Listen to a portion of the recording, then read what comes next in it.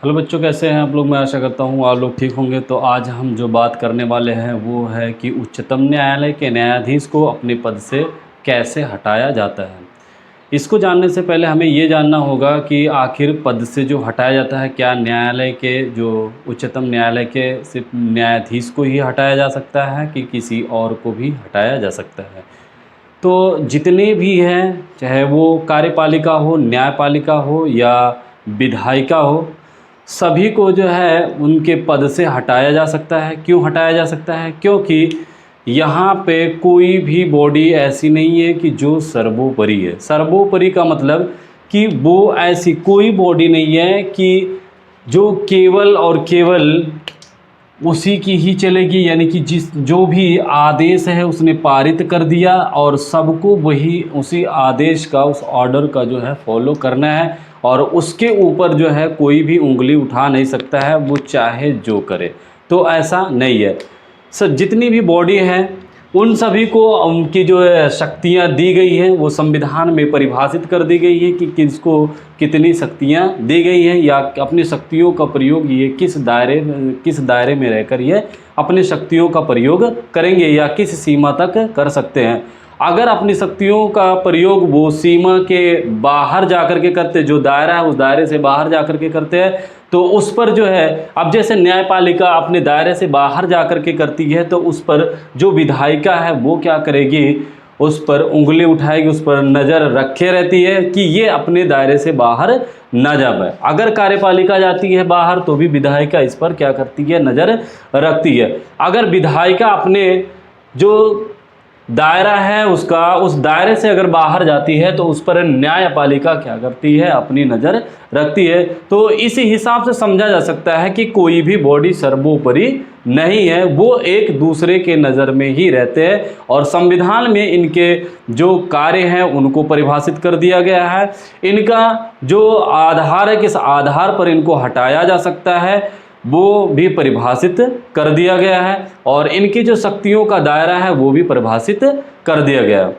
तो इसी सिलसिले में हम बात जो करेंगे कि उच्चतम न्यायालय के अगर न्यायाधीश को पद से हटाना है तो किस प्रक्रिया के द्वारा हटाया जा सकता है। तो पहले हमें ये पता होना चाहिए कि जो सुप्रीम कोर्ट है, जो उच्चतम न्यायालय है, वो पूरे भारत के लिए है। भारत के जितने भी भारत के अंदर जितने भी का जो राज्य हैं या इसके जो सीमा के भीतर आते हैं, उन सब पर इसका जो आदेश है वो लागू होता है और इसके फैसले को मानना पड़ता है। तो जो उच्चतम न्यायालय है वो पूरे भारत के लिए एक न्यायालय है और इसमें जो न्यायाधीश है, न्यायाधीश को किस प्रकार से हटाया जा सकता है, क्या आधार होना चाहिए, तो ये हमें पता होना चाहिए कि जो राष्ट्रपति है, केवल और केवल राष्ट्रपति ही उच्चतम न्यायालय के न्यायाधीश को उसके पद से हटा सकता है और कोई भी उसको ये ऑर्डर नहीं दे सकता है या ये नहीं कह सकता है कि तुम अपने पद से हट जाओ। तो राष्ट्रपति के आदेश द्वारा ही जो उच्चतम न्यायालय के न्यायाधीश को हटाया जा सकता है। ऐसा तभी हो सकता है जब संसद द्वारा उसी सत्र में ऐसा संबोधन किया गया हो। लेकिन राष्ट्रपति भी क्या है, राष्ट्रपति भी अपने मन से नहीं हटा सकता। ये नहीं कह सकता है कि आप जो है आपने ऐसा किया और आपको हम जो है इस पद से हटा रहे हैं, वो ऐसा नहीं कर सकता है। कब कर सकता है? जब संसद द्वारा उसी सत्र में ऐसा संबोधन किया गया हो, यानी कि संसद के द्वारा, चाहे वो राज्य संसद जो होती है वो उसके दो सदन होते हैं, एक राज्यसभा और एक लोकसभा। जो राज्यसभा होती है उसे उच्च सदन कहते हैं, जो लोकसभा होती है उसे निम्न सदन कहा जाता है। अगर वो संसद ये संबोधन करती है, यानी कि संबोधन किया गया हो संसद के द्वारा, तभी क्या किया जा सकता है, उसको हटाया जा सकता है। इस आदेश को संसद के दोनों सदनों के विशेष बहुमत का समर्थन प्राप्त होना चाहिए। अगर ये संबोधन किया गया है तो वो संबोधन को क्या होना चाहिए, एक विशेष बहुमत प्राप्त होना चाहिए, विशेष बहुमत का समर्थन होना चाहिए, तभी ये प्रक्रिया आगे हो सकती है। अब इतना तो हो गया। उसके बाद अगर जो संबोधन भी दे दिया गया, समर्थन भी दे दिया गया, तो इसके बाद जो होती है वो न्यायाधीश जांच अधिनियम 1968 का महाभियोग प्रक्रिया का उपबंध करता है। यानी कि जो जांच अधिनियम 1968 है, वो क्या करती है, वो महाभियोग प्रक्रिया का उपबंध करती है, यानी कि जो महाभियोग है वो किस प्रकार से शुरू किया जा सकता है। तो इसका जो है कि पहला निष्कासन प्रस्ताव अगर जो 100 सदस्य होने चाहिए, अगर ये बात लोकसभा में उठाई गई है या लोकसभा से अगर शुरू किया गया है, यानी कि संबोधन, अब लोकसभा में ये बात कही गई कि हमें क्या करना है, उच्चतम न्यायालय के किसी न्यायाधीश को हमें उसके पद से हटाना है, तो पहला नंबर तो ये होना चाहिए कि 100 सदस्य का उस पर हस्ताक्षर होना जरूरी है। ये किसमें, लोकसभा के कंडीशन में। लेकिन यही चीज़ अगर जो शुरुआत की गई है राज्यसभा में, तो राज्यसभा के कम से कम 50 सदस्यों का उस पर हस्ताक्षर होना जरूरी है। अब ये जो हस्ताक्षर जो प्रस्ताव है, उस प्रस्ताव को भेजा जाएगा, अगर जो लोकसभा में है तो वो स्पीकर के पास, यानी कि जो लोकसभा अध्यक्ष होता है उसके पास भेजा जाएगा। अगर ये प्रक्रिया शुरू की गई है राज्यसभा में, तो जो प्रस्ताव है 50 सदस्यों का जो हस्ताक्षर प्रस्ताव है वो ये जो है किसके पास, जो सभापति यानी कि जो उपराष्ट्रपति होते हैं वो राज्यसभा के क्या होते हैं, सभापति होते हैं, और उनके पास जो है ये चीज़ भेजा जाता है। अब उनके पास ये अधिकार होता है कि वो चाहे तो इसको एक्सेप्ट यानी कि स्वीकार कर सकते हैं, और चाहे तो इसको अस्वीकार कर सकते हैं, ये इनके पास अधिकार होता है। अगर उन्होंने स्वीकार कर लिया, चाहे वो सभापति हो या अध्यक्ष हो, अगर उन्होंने इस चीज़ को स्वीकार कर लिया, तब आगे की प्रक्रिया क्या होगी, स्वीकार किया गया तो अध्यक्ष या सभापति को 3 सदस्यीय समिति गठित करनी होगी। अगर इस चीज़ को स्वीकार कर लिया गया, एक्सेप्ट कर लिया गया, तो अध्यक्ष या सभापति का जो अध्यक्ष या सभापति 3 सदस्यीय समिति गठित करनी होगी। अब इनका जो कार्य होगा अध्यक्ष या सभापति का, कि वो 3 सदस्यीय समिति जो है वो गठित करे। अब जो 3 सदस्यीय समिति जो होगी उसमें कौन कौन शामिल होगा, तो उसमें तो पहले देखेंगे कि जो मुख्य न्यायाधीश है, यानी जो भारत का मुख्य न्यायाधीश यानी कि जो उच्चतम न्यायालय का मुख्य न्यायाधीश होता है उसको शामिल किया जाता है। लेकिन बात आती है कि अगर जो उच्चतम न्यायालय के मुख्य न्यायाधीश के खिलाफ ही महाभियोग शुरू किया गया है, इम्पीचमेंट स्टार्ट किया गया है, तब फिर क्या होगा, तब अगर इसके खिलाफ जो मुख्य न्यायाधीश है इसके खिलाफ इम्पीचमेंट शुरू किया गया है, महाभियोग शुरू किया गया है, तो उच्चतम न्यायालय का कोई न्यायाधीश इसमें शामिल होगा। यानी कि और भी जो न्यायाधीश होते हैं उन न्यायाधीशों में से किसी एक न्यायाधीश को इसमें शामिल कर लिया जाएगा। किसी उच्च न्यायालय का मुख्य न्यायाधीश, यानी कि भारत में जितने भी उच्च न्यायालय हैं, किसी भी न्यायालय से एक मुख्य न्यायाधीश को इसमें शामिल किया जाएगा। प्रतिष्ठित न्यायवादी यानी कि एक प्रतिष्ठित तो मुख्य न्यायाधीश या उच्चतम न्यायालय का कोई न्यायाधीश इसमें शामिल होगा, और एक उच्च न्यायालय का मुख्य न्यायाधीश शामिल होगा, और एक प्रतिष्ठित न्यायवादी इसमें शामिल होगा। ये प्रतिष्ठित न्यायवादी क्या होता है, प्रतिष्ठित न्यायवादी वो होता है जो सरकार को कानूनी जो प्रक्रिया होती है उस पर सलाह देता है, यानी कि कानून से रिलेटेड कोई भी चीज़ होती है, विधि से रिलेटेड कोई भी चीज़ होती है तो वो भारत सरकार को वो सलाह देती है, उसे भारत सरकार का विधि अधिकारी कहा जाता है। अब यहाँ तक हो गया कि राष्ट्रपति जो है अपने आदेश से वे इसको उच्चतम न्यायालय के किसी भी न्यायाधीश को वो हटा सकता है। लेकिन इसके पहले जो जांच अधिनियम 1968 के द्वारा बताया गया कि इसमें अगर लोकसभा में ये बात उठती है, ये बात शुरू की जाती है, तो 100 सदस्यों का पहले तो उस पर हस्ताक्षर होना चाहिए। फिर वो प्रस्ताव कहाँ जाएगा, वो प्रस्ताव जाएगा अध्यक्ष यानी कि स्पीकर के पास। अगर ये प्रक्रिया राज्यसभा में शुरू होती है तो उस पर कितने 50 सदस्यों का हस्ताक्षर होना जरूरी है, और वो जाएगा किसके, सभापति के पास। और ये जो प्रक्रिया हो जाती है तो 3 सदस्यीय समिति की गठन की जाती है। उस सदस्य समिति का गठन जो किया जाता है या तो सभापति के द्वारा किया जाता है और या स्पीकर यानी कि अध्यक्ष के द्वारा किया जाता है। अब ये सदस्य जो 3 सदस्यीय समिति ने इसकी जांच की, और जांच करने के बाद वो आरोप को सिद्ध पाया कि जो आरोप लगाया गया था, चाहे वो राज्यसभा या लोकसभा के द्वारा, उस आरोप को उसने पाया कि ये आरोप जो है वो सही है, तो इसके आगे फिर क्या होगा?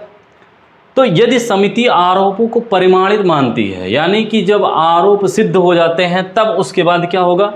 तो संसद के दोनों सदनों में यह प्रस्ताव रखा जाता है। अब उसकी जांच होगी और प्रस्ताव को जो है अब क्या किया जाएगा? जो समिति है वो रखेगी किसके सामने? जो संसद के दोनों सदन का मतलब एक तो लोकसभा और एक राज्यसभा, इन दोनों सदनों में अलग अलग पारित किया जाता है। वो भी कैसे? विशेष बहुमत से पारित होता है। अब ये दोनों सदन में क्या किया जाएगा? दोनों सदन में विशेष बहुमत से इसे पारित कराया जाएगा, यानी कि अगर लोकसभा में पारित हो गया, राज्यसभा में पारित नहीं होता है तो वो वहीं पे ख़त्म हो जाएगा, वो प्रक्रिया वहीं पर रुक जाएगी, उससे आगे कोई भी प्रक्रिया अब नहीं हो सकती है। यदि राज्यसभा में पास हो गया और लोकसभा में नहीं पास हुआ तो भी वो प्रक्रिया वहीं पर ख़त्म हो जाएगी। तो इससे क्या मालूम पड़ता है कि दोनों सदनों में पास होना जरूरी है, यानी कि लोकसभा और राज्यसभा दोनों में पास होना जरूरी है और विशेष बहुमत से पारित होना चाहिए। विशेष बहुमत क्या होता है? विशेष बहुमत का मतलब कि जितने भी मेंबर है उसका 50% से अधिक, यानी 50% से अधिक जो मेंबर है उसमें उपस्थित होना चाहिए और उन 50% से अधिक जो मेंबर उपस्थित है उनका 2/3 बहुमत का समर्थन होना चाहिए। यहाँ पे देखेंगे सदन में उपस्थित और मतदान करने वाले सदस्यों का 50% से अधिक तथा सदन के उपस्थित एवं मत देने वाले सदस्यों का 2/3 बहुमत होना चाहिए, तभी ये पारित हो सकता है। अब दोनों सदनों द्वारा प्रस्ताव पारित होने के बाद इसे राष्ट्रपति के पास भेज दिया जाता है। अब जब दोनों सदनों से ये पास हो जाता है तो इसे क्या किया जाता है? राष्ट्रपति के पास अब इसको भेज दिया जाता है।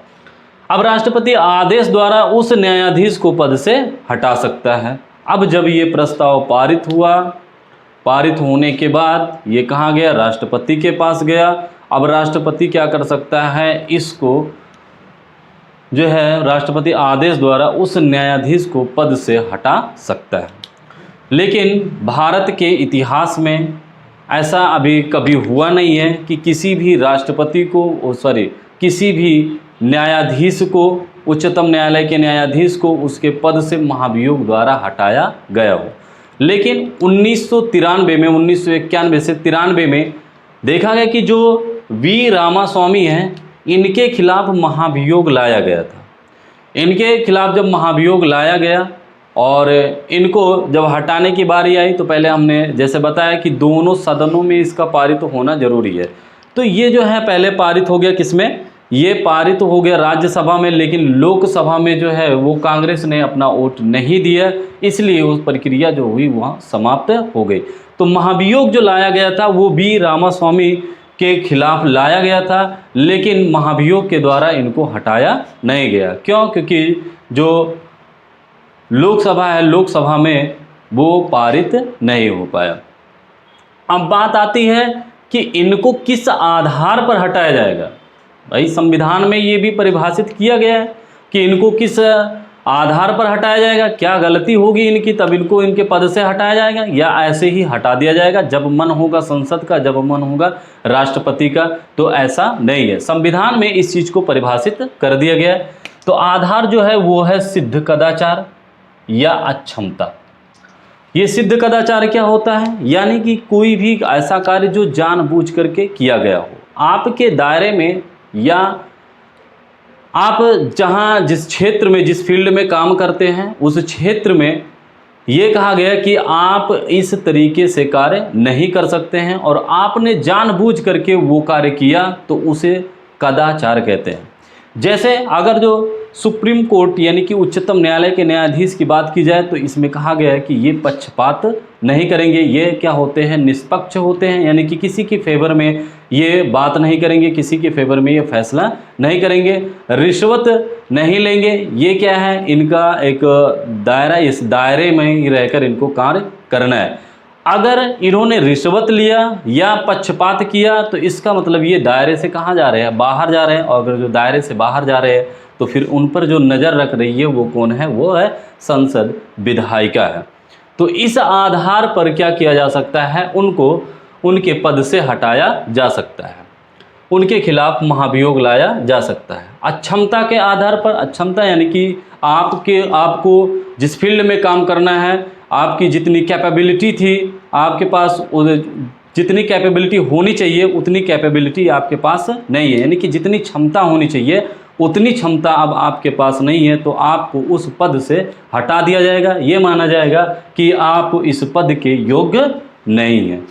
तो हमने जो बात किया कि उच्चतम न्यायालय के न्यायाधीश को हटाने की जो प्रक्रिया है वो क्या है, तो राष्ट्रपति के द्वारा हटाया जा सकता है। राष्ट्रपति इसको कब हटा सकता है, जब संसद इसका क्या करती है, संबोधन करती है। जांच अधिनियम 1968 यानी कि जांच या न्यायाधीश जांच अधिनियम जो है 1968 में ये जो महाभियोग किस प्रकार से लाया जाएगा उसके बारे में बताया गया है। यहाँ हमने बताया कि लोकसभा में अगर जो ये पारित होता है तो ये मतलब शुरू होती है तो 100 सदस्य का हस्ताक्षर होना जरूरी है। राज्यसभा में है तो 50 सदस्यों का हस्ताक्षर होना जरूरी है। अगर इसे सभापति या स्पीकर एक्सेप्ट कर लेते हैं, स्वीकार कर लेते हैं, तो एक जांच समिति होती है। जांच समिति में 3 सदस्य होते हैं।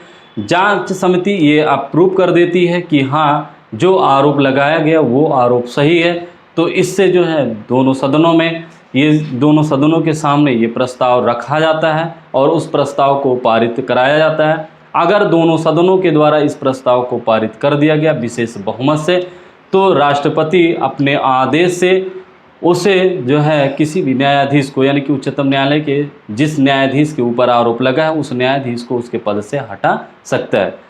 भारत के इतिहास में अभी भी किसी भी उच्चतम न्यायालय के न्यायाधीश को महाभियोग द्वारा हटाया नहीं गया है, लेकिन महाभियोग लाया गया है, जो है कौन, वी रामास्वामी 1993 में। क्यों हटाया नहीं जा सका, क्योंकि राज्यसभा में पारित तो हो गया, प्रस्ताव पारित तो हो गया था, लेकिन लोकसभा में ये प्रस्ताव पारित नहीं हो सका क्योंकि कांग्रेस जो है वो अपना वोट नहीं दी, इसलिए वो प्रस्ताव जो है वहीं पर ख़त्म हो गया। तो इतना हमने समझा दिया कि किस प्रकार से उच्चतम न्यायालय के न्यायाधीश को पद से हटाया जा सकता है। तो आज के लिए इतना ही। Thank you so much.